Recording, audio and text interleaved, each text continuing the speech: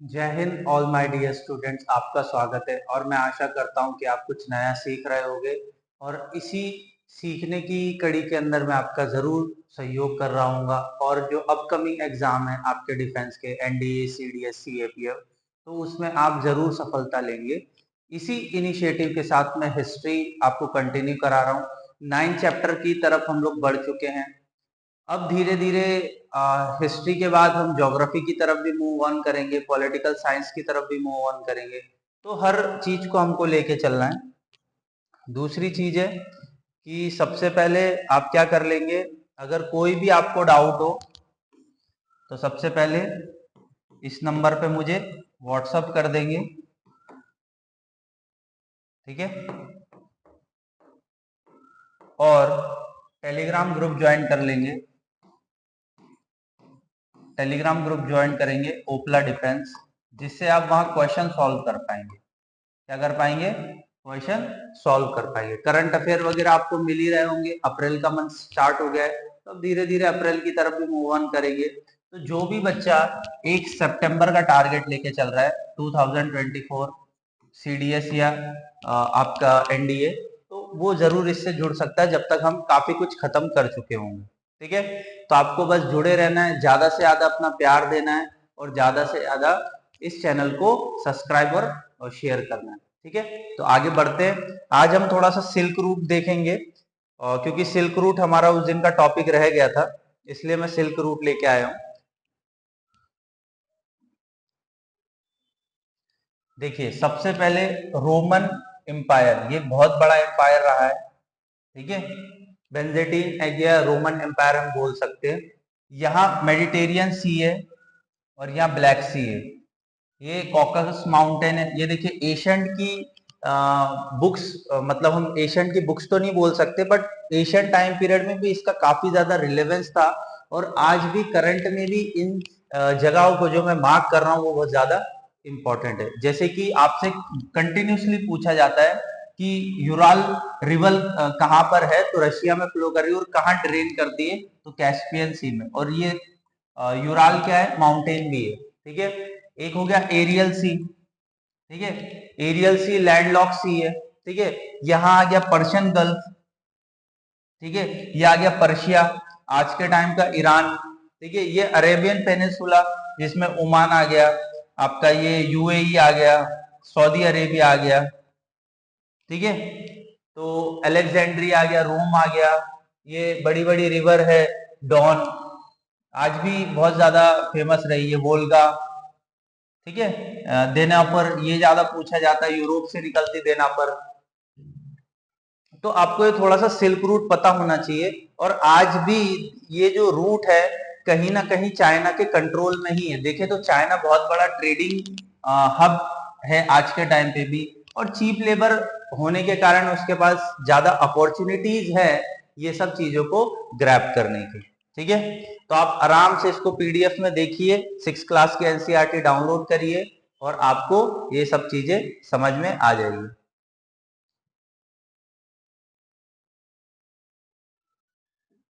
देखिए, Chinese, Indian, Iranian, Arab, Greek and Roman trader participate their exchanges, ठीक है। तो पोर्ट्स वगैरह जैसे कि ये बहुत इंपॉर्टेंट है, टकला माका डेजर्ट, ठीक है। टकला माका डेजर्ट आपको कहाँ मिलेगा? बेसिकली ईरान के साइड में मिलेगा, ठीक है। उसके बाद आपका पेशावर, पेशावर का तक्षशिला, काबुल कंधार वाला रीजन, ठीक है। ये देखिए ट्रेड रूट्स, लहासा से होते हुए शैंगयून होते हुए डुजुंगेरी, ठीक है। फरगना वाला रीजन, फरगना काबुल कंधार फरगना, यहीं से आपका बाबर आया था, ठीक है। फरगना वाला रीजन, तो ये थोड़ा सा पता होना चाहिए। जैसे टकला माका डेजर्ट, ये भी थोड़ा सा आपको आइडिया रहना चाहिए। पाटलिपुत्र मौर्यन एम्पायर की कैपिटल, ठीक है। तो आई होप सो आप जब मैप देखें तो अच्छे से देखना सीखेंगे कि मैप को कैसे देखा जाता है, और इम्पोर्टेंट इम्पोर्टेंट जगह को आप क्या करेंगे? मार्क करेंगे। चलो, एक थोड़ा सा पॉइंट रह रहा है मौर्यन एम्पायर का, और उसके बाद आगे देखेंगे। ये मौर्यन एम्पायर का हम बोल सकते हैं सील्स वगैरह है, ये जैसे इंडो ग्रीक कॉइन्स है, ये पहले थे जो कि गोल्ड कॉइन लेके आए थे, ऐसे एविडेंस हमें मिले इंडो ग्रीक कॉइन्स। ये कुषाण के और ये शाका कॉइन्स है, ठीक है। तो Mauryan empire collapse the 2200 year ago. It is a place rose several new kingdom northwest and the part of India. Indo Greek ruled about the 100 years, ठीक है। तो इंडो ग्रीक्स आए मौर्यन के बाद, there will be central Asian people. Indo Greek कहाँ से belong करते थे? सेंट्रल एशियन से। तो वीआईपी मार्क कर लेना, पूछा गया हुआ है, आगे भी पूछा जा सकता है कि इंडो ग्रीक कहाँ से बिलोंग करते थे? सेंट्रल एशिया से, और नो एज द शाकास, ठीक है। तो इनको क्या बोला जाता था? इंडो ग्रीक को Shakas. Kingdom the north west, north some the kingdom latest 500 year till the Shaka defeated by the Gupta king, ठीक है। तो शाकास को किसने हराया था? Gupta king. the Shakas turn were followed by the Kushans the 2000 year ago and more। 10 chapter में देखेंगे। तो पहले मौर्यंस, मौर्यंस के बाद इंडो ग्रीक, जिसे हम लोग क्या बोल सकते हैं? शाकास। शाकास के बाद कुशांस। तो ये आपको याद रखना है। मौर्यन, उससे पहले नंदा डायनेसिटी, ठीक है, नंदा, मौर्यंस, शाका और उसके बाद गुप्ता। ये थोड़ी सी लीनियंसी याद रहनी चाहिए आपको, ठीक है। गुप्ता या कुषाण पीरियड बोल सकते हैं, ठीक है। The north and the part of central Asia general Mauryan name is Pushyamitra Shunga set the kingdom. तो शुंगा वेयर अनदर डायनेसिटी। तो इसको मौर्यंस के बाद हम क्या कहते हैं? जो शाका, तो उसके जो सबसे बड़े किंग थे उसका नाम क्या था? पुष्यमित्रा शुंगा। तो यहाँ से क्वेश्चन पूछ चुका है। मौर्यन के बाद जो सेटअप किया गया था, किसने किया गया था? शाका। शाका के सबसे बड़े किंग कौन थे? पुष्यमित्र शुंगा, ठीक है। Another dynasty was Kanvas. ये ज्यादा पढ़ा नहीं जाता है, तो इतना याद नहीं भी रखोगे तो भी चलेगा। कानवास का इतना ज्यादा इंपॉर्टेंस रहा नहीं है। Establish Gupta empire of the 1700 year ago, ठीक है। तो गुप्ता एम्पायर का जो रिलेवेंस है वो बहुत ज्यादा इंपॉर्टेंस है, और इसको गोल्डन एज ऑफ आर्किटेक्चर भी बोला जाता है। किसको? गुप्तास को। Shaka were ruled after the Western India battle with the Satavahanas, who ruled the western part of the Central India. Satavahanas kingdom, which established the 2000 year ago, around the 17,000 year ago, 1700 year ago, known as Vakatakas, ठीक है। तो ये rulers के नाम है, जो waste में भी है, साउथ में भी है, तो आपको थोड़ा सा पता रहना चाहिए। Become a powerful central in the western India. फिर साउथ में अगर जाएंगे तो चोला चेहरा भी मिल जाएंगे, ठीक है।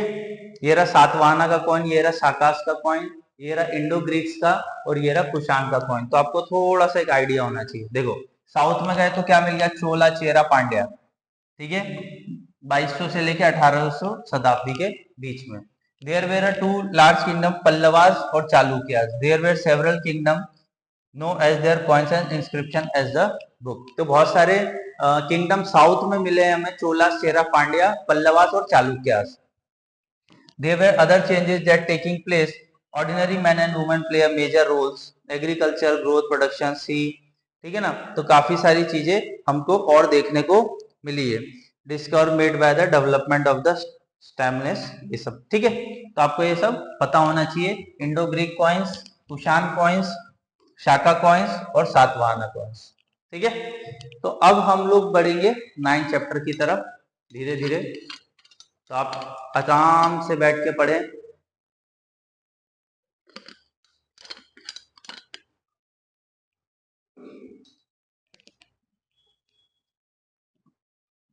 चलो,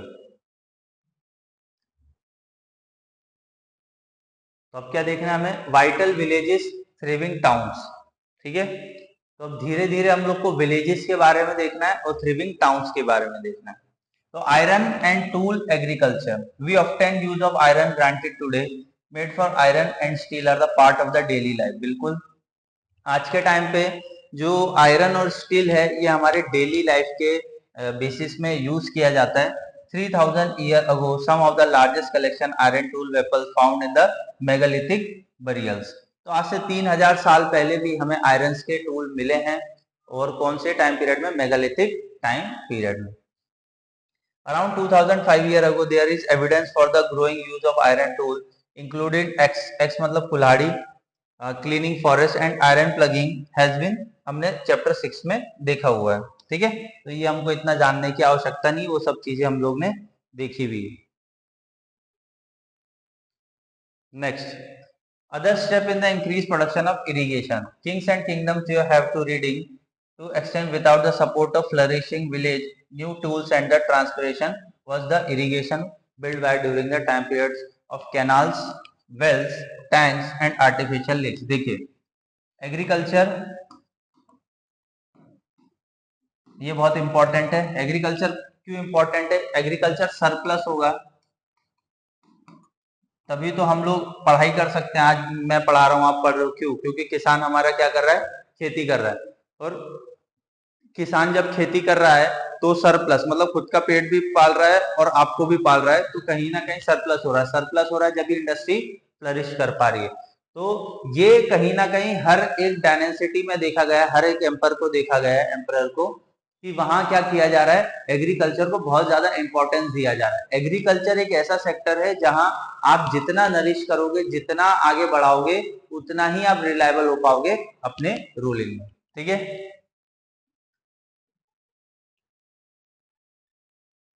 चलो आगे देखिए। If you look at a chart, find some of the stages construction irrigation. तो ये सब चीजें अपने लिए इंपॉर्टेंट नहीं है, यहां से देखते हैं।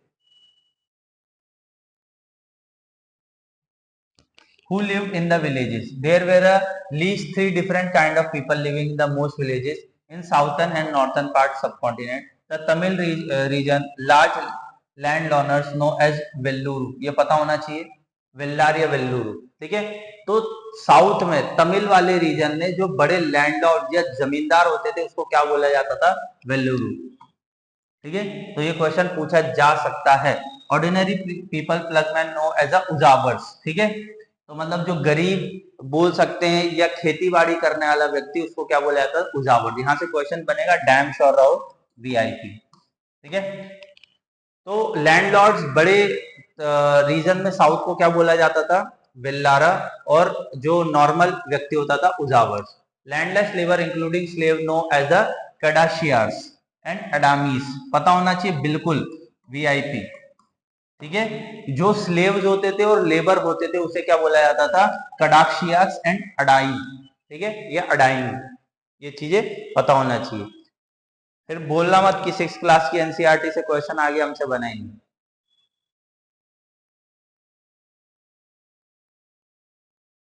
Next, in the northern part of the country the village headman known as the grama bhojaka. ठीक है, जो देखो समझो, एक विलेज है, विलेज के अंदर एक हेडमैन होगा। हेडमैन को क्या बोला जाएगा? ग्राम भोजिका। ठीक है, उसके अंदर सब लोग रहेंगे। Usually men from the same family held the position for generation. In other words, the posts were hereditary. मतलब विलेज में हेडमैन होगा, वो ग्राम भोज का, उसका बेटा ही ग्राम भोज का बनेगा, उसी तरीके से बताया। ग्राम भोज का often the largest land owner, जो सबसे बड़ा जमींदार होगा उसको हम क्या बोलेंगे? ग्राम भोज का। Generally he had slave, he had worker to cultivate the land. Besides he is a powerful, the king often used him to collect taxes from the village. तो ये पावरफुल व्यक्ति होता था और स्लेव्स इसके अंदर काम करते थे। और कहीं ना कहीं ये क्या इंडिकेशन दे रहा है? कि राजा डायरेक्ट जाके जमीन में टैक्स नहीं, ये कलेक्ट करते थे और राजा को टैक्स दिया करते थे। He also functioned as the judge and sometime as a policeman. तो ग्राम भोज का कभी कभी जज का भी काम कर रहे थे और पुलिसमैन का भी काम कर रहे थे। अपार्ट फ्रॉम ग्राम भोज का there were independent farmer known as गृहपतीस।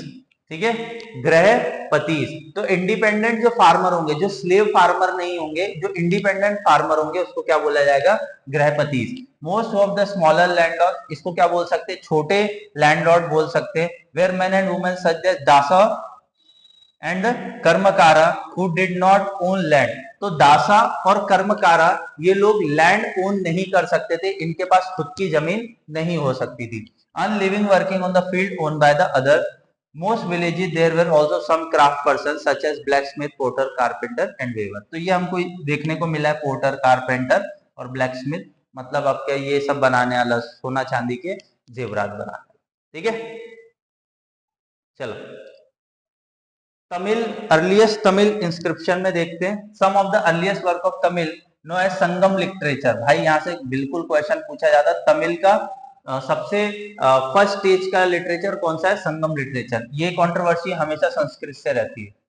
तो मेरे बच्चे हो तो आपको पता होगा संस्कृत नॉट अवर लैंग्वेज, मतलब बोल सकते हैं हम इंडिया की सबसे पहली लैंग्वेज नहीं है। वेयर कंपोज अराउंड 2003 ये संस्कृत के टाइम पीरियड में ही बनी हुई। This text called the Sangam because there are suppose to have been compose compiled the assembly known as the Sangams. और ये कहाँ बनी थी? मदुराई में। ठीक है, mention in the Sangam literature. ठीक है, चलो अब थोड़ा सा आगे बढ़ते, संगम लिटरेचर के बारे में भी देख लिया हमने। You may have heard of the Jatakas. There were stories that probably composed by ordinary people written down the preserved Buddhist monks. जातकास हमने पढ़ा हुआ है। जातकास क्या है? एक तरीके की स्टोरीज है जो कि गौतम बुद्ध के बारे में डिफाइन करती है। Jataka story which tell the how a poor man gradually become a rich. ठीक है, तो एक गरीब आदमी कैसे एक अमीर बन गया, इसे हम क्या बोलेंगे? जातकास। ठीक है, तो हिस्ट्री पढ़ने से काफी सारी चीजें क्लियर होती है और हिस्ट्री हमें पढ़ना चाहिए because it's my favourite subject. ये तो मैं नहीं बोलूंगा कि आपको नहीं पढ़ना चाहिए, पर पढ़ना चाहिए। तो ये कैसी story, the clever poor man, और ये सब आप खुद पढ़ेंगे। मैं आपके सामने ऐसे 5 मिनट सॉरी 2 मिनट रखता हूँ, आप स्क्रीनशॉट ले ले या तो आप पढ़ ले, जिससे क्या होगा एक आइडिया मिल जाएगा कि वो स्टोरीज के अंदर गरीब और अमीर का क्या सिचुएशन दिया गया है। ठीक है,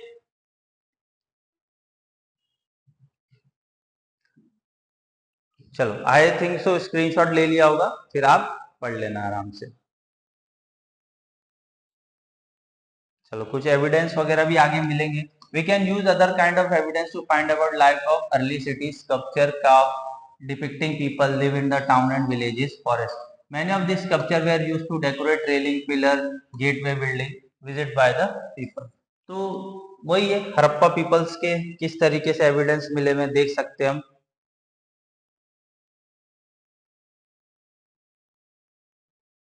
सांची स्तूपा कहाँ पर है? याद रखना सांची स्तूपा आपको मध्य प्रदेश में मिलेगा।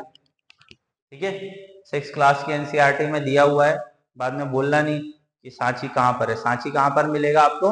मध्य प्रदेश में, भोपाल के निकट है। चलो, many of cities develop about the 2005 year ago capital of mahajanapadas, ये हमने चैप्टर 6 में पढ़ लिया है। Surrounding the massive fortification wall, ये भी देख लिया है और आप स्कल्पचर्स देख सकते हैं। Many cities archaeologist has found rows of pots, creaming rings arrange, ring wells, toilet, some is the can garbage dumps भी मिले हुए हैं हमें इंडस वैली सिविलाइजेशन में। We have hardly remain a places, market, homes, ordinary people. Perhaps some of we had discovered archaeologists, wood, mud brick, hatches survive. ठीक है, तो बहुत कम जगह पे हमको क्या मिले? मार्केट मिले। ठीक है, और ऑर्डिनरी पीपल्स के घर मिले हुए। Other way finding out the account of the sailor traveller visit them, one of the account found as a Greek sailor describe by him. ठीक है, तो ग्रीक सेलर्स के बारे में भी हमको थोड़ा सा देखना है, आगे देखेंगे। 6 क्लास की एनसीईआरटी है तो काफी कुछ चीजें दी होगी।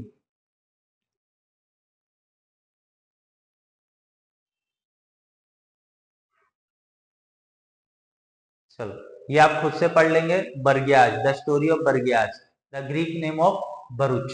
ठीक है, तो आप थोड़ा सा पढ़ेंगे तो समझ में आ जाएगा।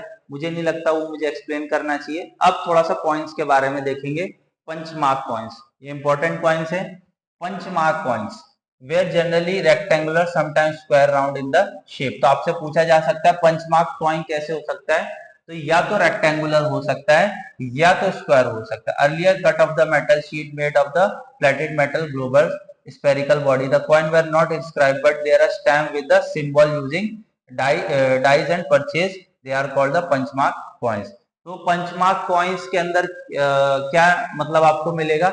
स्टैम्प मिलेगा, इसमें कुछ लिखावट नहीं मिलेगी, कार्विंग नहीं मिलेगी, ये स्टैम्प्स होते थे। देखो, the coin were not inscribed, inscribe मतलब लिखावट नहीं है, but here stamp with the symbol using dies और punches, they are called punch marked coins. देखिए, कोई बच्चा अगर ये वीडियो आज देख रहा है तो उसको नहीं समझ में आएगा, क्यों? क्योंकि मैंने फाउंडेशन फर्स्ट चैप्टर से रखा हुआ है।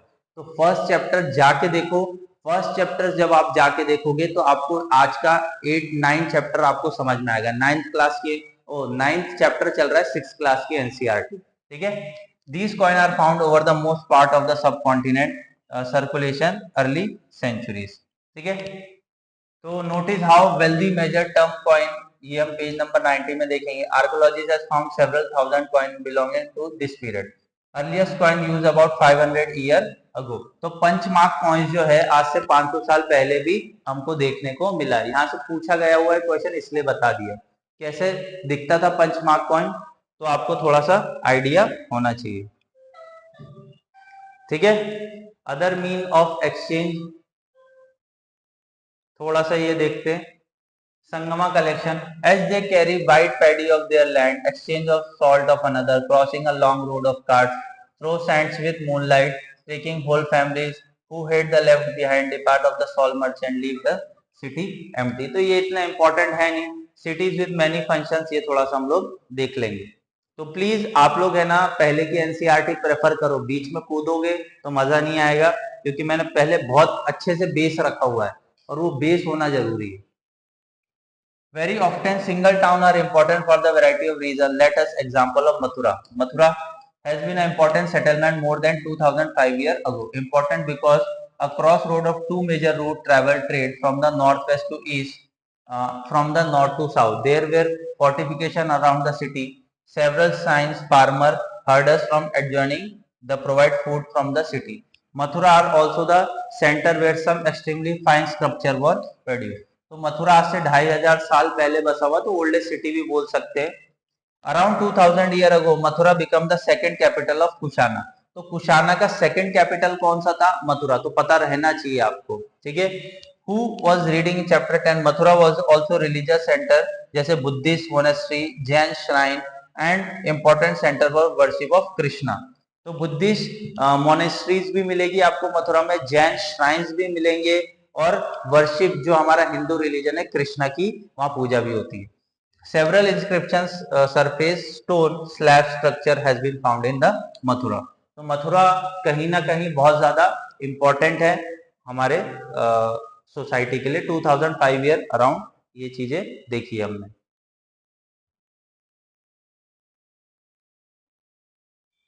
नेक्स्ट,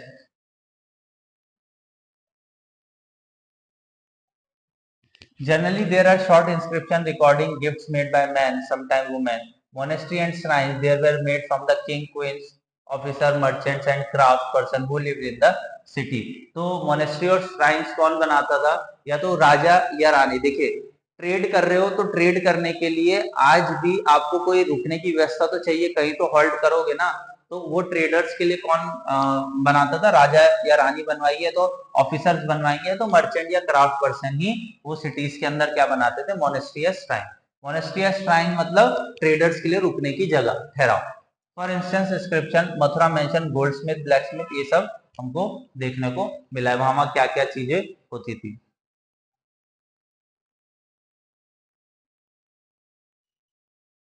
चलो, craftsman and craftsperson. Archaeological evidence from crafts, including extremely fine pottery known as northern black polish ware. ये थोड़ा सा याद रखना, हमको बहुत अच्छी पॉटरी देखने को मिली. कौन सी? Black polish ware. It get the name from the fact generally found in the northern part of the subcontinent. तो नॉर्थन साइड में हमको क्या देखने को मिला है? Black polish ware. Remember that the archaeological evidence for many crafts may not have survived. We know the text that the manufacture of cloth was important. Varanasi is the north, Madurai in the south. Both men and women work in the centers. ठीक है, तो ये सब चीजें हैं. थोड़ा श्रेणीज देख लेते हैं. Many craft person, merchant, no form the associate no as श्रेणीज. बहुत से जो क्राफ्ट पर्सन है जो मर्चेंट से जुड़े हुए थे, उन्हें हम क्या बोलते हैं? श्रेणीज. क्राफ्ट पर्सन कुछ बनाएगा. आज भी देखो, कोई मैन्युफैक्चर है, कुछ बना रहा है, तो वो ट्रेडर से जुड़ेगा ना कि भाई तू मेरा सामान एक्सपोर्ट कर दे, तो उसको क्या बोला जाता था? श्रेणीज. ऐसे वर्ड आ जाए, जैसे पूछेगा what is mean by the श्रेणीज, और नीचे लिख देगा कि traders, craft person, associate with craft, या समथिंग 3-4 करके ऐसे ऑप्शन दे देगा.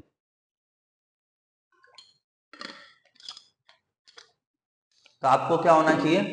पता होना चाहिए. The shrine of the craft person provide training, procurement, raw material, distribute the finest product.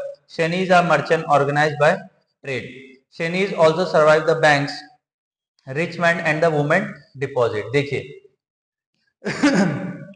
श्रेणीज और क्या काम कर रहा था, जैसे कोई व्यक्ति दिल्ली में, समझना, और किसी को मुंबई पैसा भेजना है, ठीक है, किसी को मुंबई में पैसा भेजना है, तो दिल्ली से मुंबई पैसा भेजना है, तो बीच में क्या चोर लुटेरे हो सकते हैं, तो ये क्या करेंगे, श्रेणीज को देंगे। तो यहाँ एक इनका ब्रांच होगा, यहाँ एक इनका ब्रांच होगा, यहाँ का ब्रांच का पैसा, मतलब यहाँ जो व्यक्ति है, यहाँ जो पर्सन है, वो इस ब्रांच में पैसा जमा करवाएगा, और मुंबई का जो मतलब ब्रांच है, वहां से वो पैसा ले लेगा। तो ये श्रेणी यहाँ कैसे भी पहुंचा देगा, वो बाद में पहुंचा देगा, बट तुरंत यहाँ से वो व्यक्ति को पैसा मिल गया, तो इसे बोलेंगे श्रेणी का काम, deposit the money. This was invest and the part of the interest was return support religion institutions such as monasteries. ठीक है, आज भी देखेंगे जो बुद्धिज्म है और जो जैनिज्म है, उनकी जो सोसाइटी के लोग हैं ज्यादातर आपको रिच मिलेंगे। क्यों मिलेंगे? क्योंकि because of they are a merchant. Merchant मतलब वो लोग क्या व्यापार करते थे, और कहीं ना कहीं वो लोग मोनेस्ट्री और ट्रेड से जुड़े हुए थे। ठीक है, चलो आगे देखें।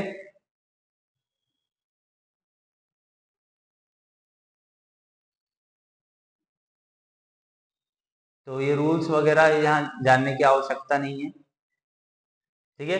अब क्लोजर लुक ऑफ अराइकमेडू, भाई यहाँ से इंपॉर्टेंट चीज बनती है, Arikamedu and read the box of Rome, page number 96, between 2200 to 1900 year ago, Araikamedu was coastal settlement where ship unloaded goods from distance land. तो अराइकामेडू क्या है? एक जगह का नाम है जो कि कोस्टल सेटलमेंट है। A massive brick structure which has warehouse found in this site.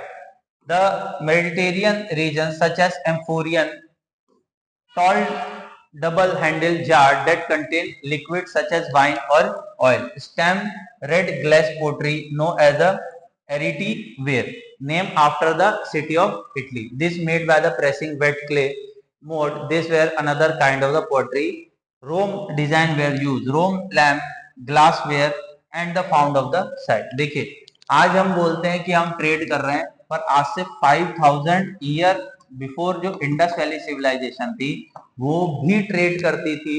ये ट्रेड के सब एविडेंस है कि रोम से हम ट्रेड कर रहे, अराइकामेडू से ट्रेड कर रहे, मलेशिया से, यूएई से।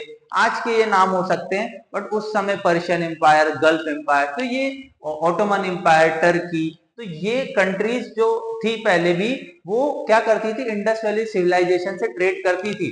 और ये बहुत अच्छी और फ्लरिश सभ्यता हमारी आर्यंस आने से पहले भी थी। तो हम ये नहीं बोल सकते कि हमारी सभ्यता कहीं से कहीं पिछड़ी हुई थी। चलो, some small tanks have been found that we probably die clause. This is a plenty of evidence making of beds from semi-precious stone and the glass. Tamil Brahmi script थोड़ा सा देख लेंगे। Several pieces of pottery have Brahmi used to the Tamil. तो ये तमिल, ठीक है, literature है।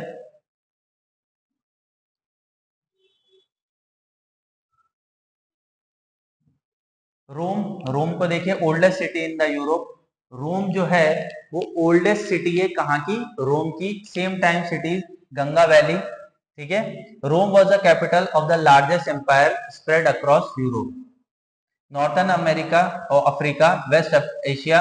Augustina, one of the most important empire who ruled about the 2000 year ago, found Rome as a city of brick and made it into a city of marble.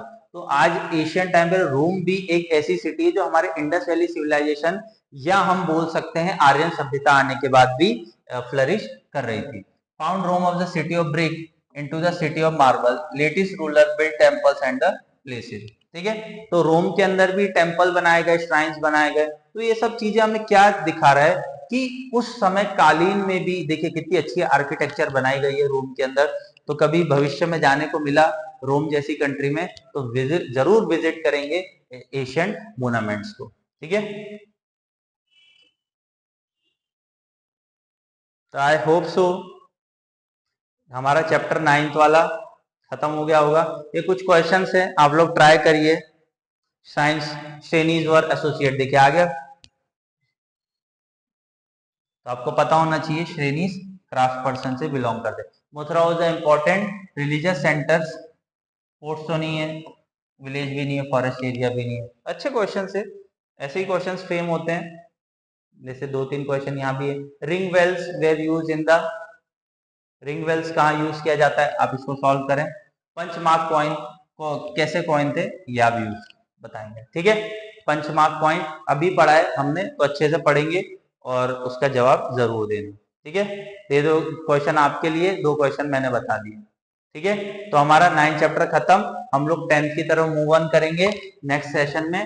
और हमारा ये मतलब जो हमारी 6th NCERT है जल्द से जल्द खत्म होने वाली है, 1-2 चैप्टर ही बचे होंगे, फिर हम लोग ज्योग्राफी की तरफ मूव ऑन करेंगे। तो आपको अच्छा लगा हो तो लाइक और शेयर जरूर करना। Thank you all.